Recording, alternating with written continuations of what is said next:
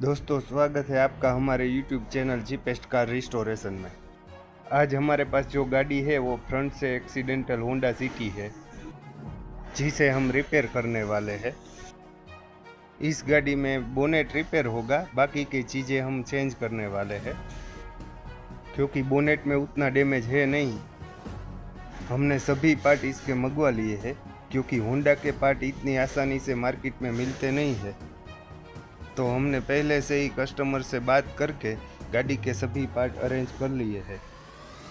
जिसमें हमें original fender कहीं पे नहीं मिला, तो हम फेंडर पुराना यूज़ करने वाले हैं।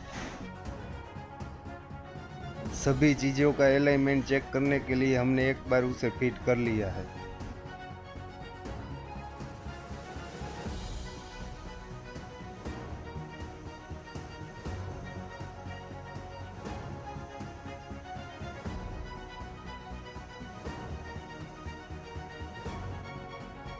पीछे डिक्की में भी एक डेंट था, तो कस्टमर ने बोला उसे ठीक करवाना है।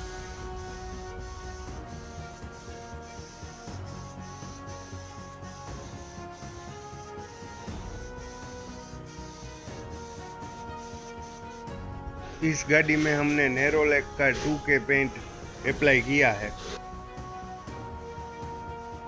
इस पेंट में शाइनिंग ओरिजिनल पेंट जैसी ही मिलेगी हमें।